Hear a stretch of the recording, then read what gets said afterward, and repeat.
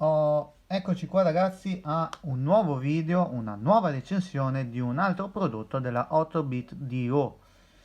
Che cos'è questo? Questo è il joypad più piccolo in commercio della 8-bit DO e diciamo uno tra i più piccoli joypad in commercio in generale.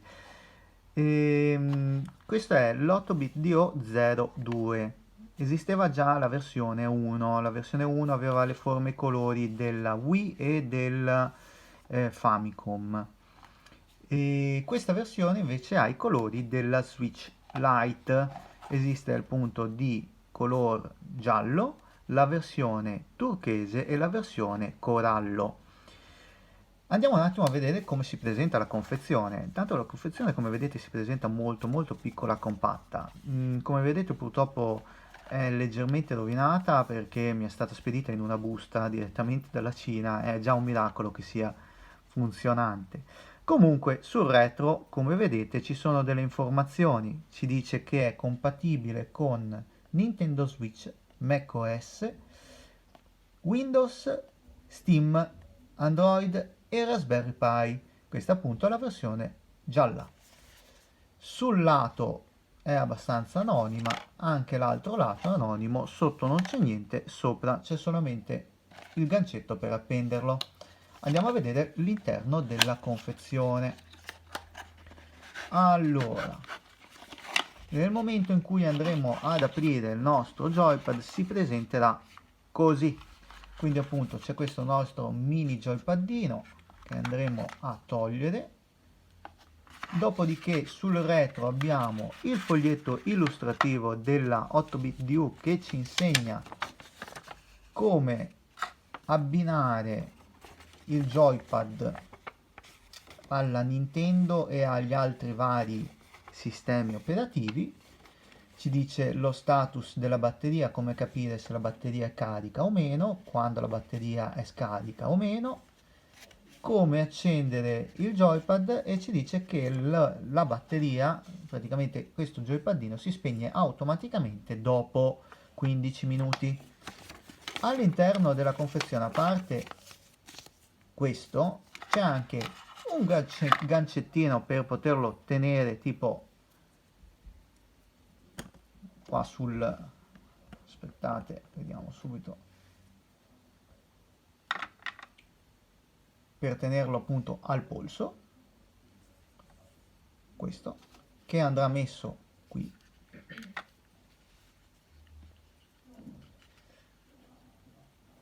e andiamo a metterlo subito, così ci togliamo un pensiero. Ecco qui, abbastanza semplice. Questo potrà essere paradossalmente utilizzato anche come portachiavi. Sul retro del nostro joypadino abbiamo tra l'altro le informazioni per l'abbinamento sulle varie console. Appunto, vedete switch di input, X input, macOS, tastiera. Appunto, queste sono le informazioni. Tra l'altro ci viene scritta anche la batteria, la capienza della batteria di questo joypad. E poi, sempre dentro la confezione, noi troveremo il nostro cavettino di ricarica che andrà messo in, vedete, micro USB e andrà messo qua sopra. Semplicissimo. E questa era la nostra confezione. Ma andiamo a vedere un po' meglio il nostro joypad, se così possiamo chiamarlo. È minuscolo, come vedete, veramente piccolo.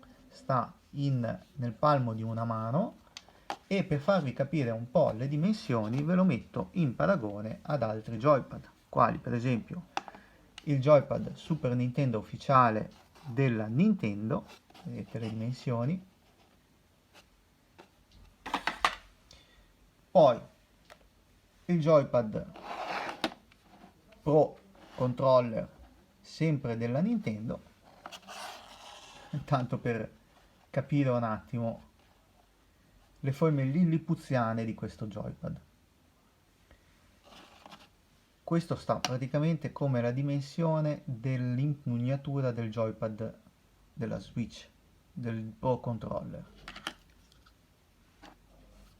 Mentre invece per le dimensioni del joypad Super Nintendo è la metà praticamente.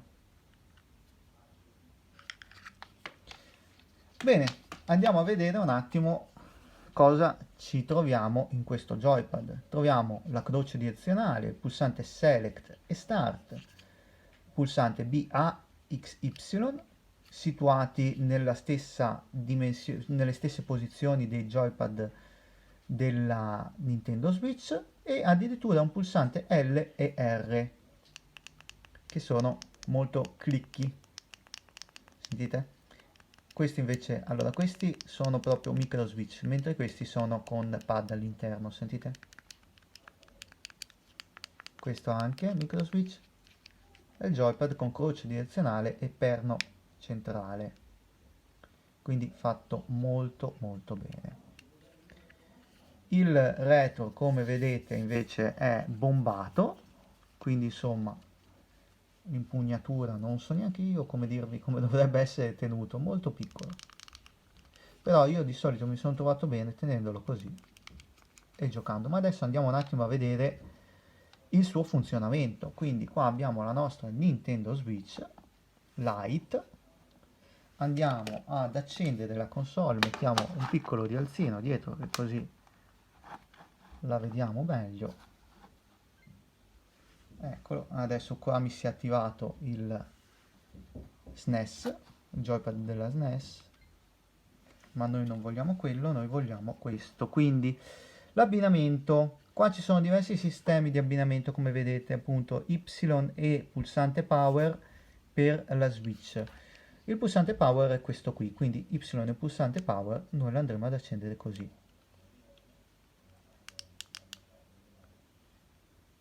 Se funziona subito, lo rileva subito, appunto ci compare. Se non lo rileva subito, nelle istruzioni c'è scritto bisogna schiacciare questo a lungo, il nostro LED lampeggerà, e poi schiacciare Select fino a quando non si accoppierà alla nostra console. Quindi questo, ok, e poi Select.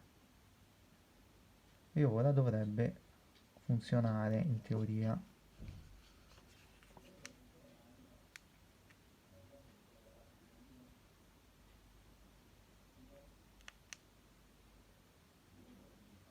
Allora, il sistema di abbinamento è sempre un po' un terno all'otto. Select va tenuto schiacciato per qualche secondo, vediamo se funziona.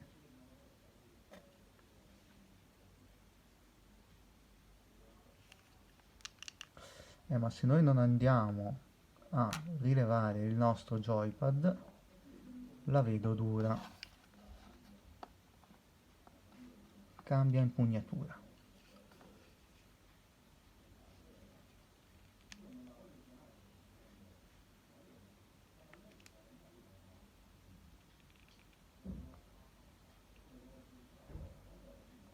Andiamo a leggerci le istruzioni. E che fa sempre... Allora, ieri mi funzionava, Press Select per 3 secondi. Ok. Ah, ok. Premere Y e Start e poi Select per 3 secondi.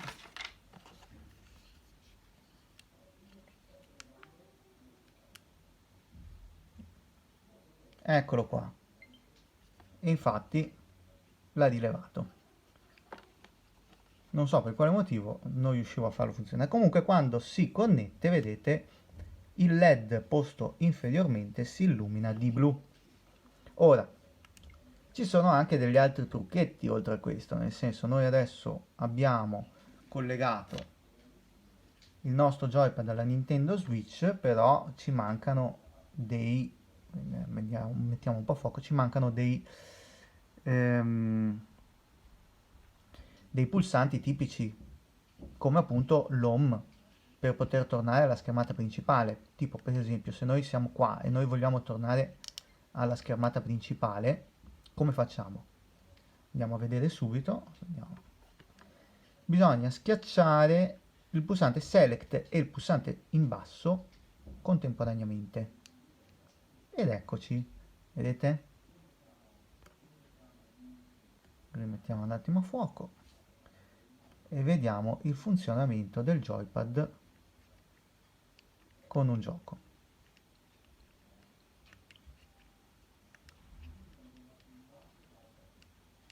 Allora, pulsante home in basso e mi accede alle impostazioni della console per quel che riguarda luminosità e volume, e ora vediamo il suo funzionamento.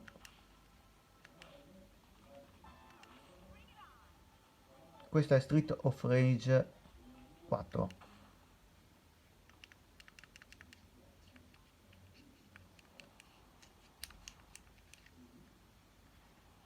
Allora, diciamo chiaramente che il joypad non ha nulla da invidiare con un joypad normale. Per quel che riguarda comodità d'uso è stranamente veramente molto comodo. Non l'avrei mai detto, ma è comodo.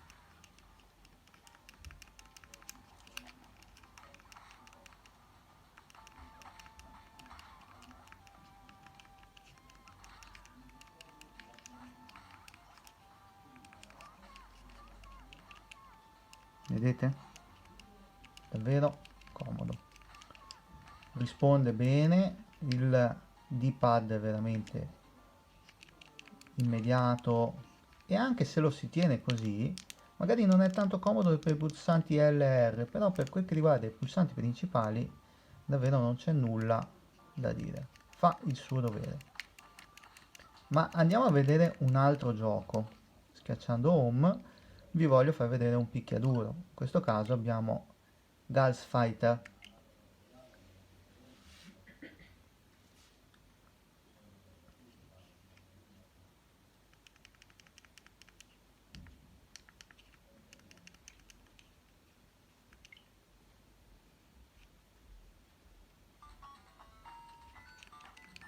Vedete, adesso mi è ripartito da quello che era il mio salvataggio.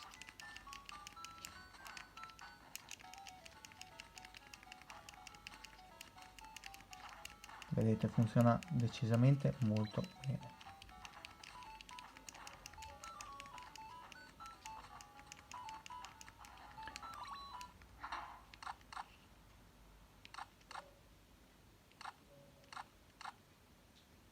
Andiamo a mettere anche un layout iconico. Ecco qui.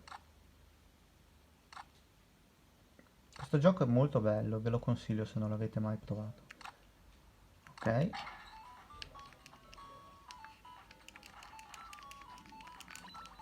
Vedete?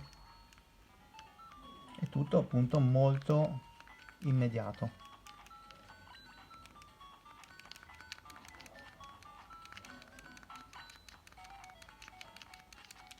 Questo gioco poi funziona solamente con 2 tasti, però quei 2 tasti vanno molto bene.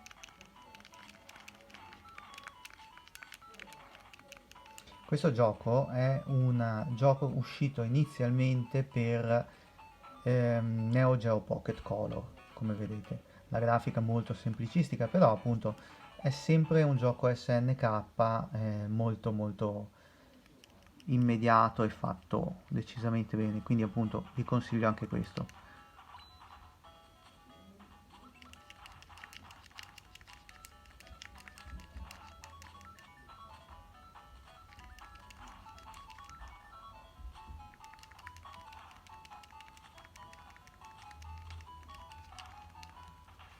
Comunque l'impugnatura io ve la consiglio anche adesso così, è un po' scomodo per me, però vi consiglio magari così, con la croce direzionale che potete appunto comandare bene i pulsanti, quindi magari tenerlo un po' più con la destra e girare un po' di più con la croce direzionale, perché schiacciare i pulsanti non è che dobbiate schiacciarli per forza così, ma potete anche schiacciarli così per stare un po' più comodi, ma per la croce direzionale invece bisogna essere un po' più mobili. Quindi insomma niente, cosa dire di questo joypad? Comodissimo, stranamente, molto piccolo, quindi veramente lo potete utilizzare senza nessun problema, mettere come portachiavi e portarvelo in giro.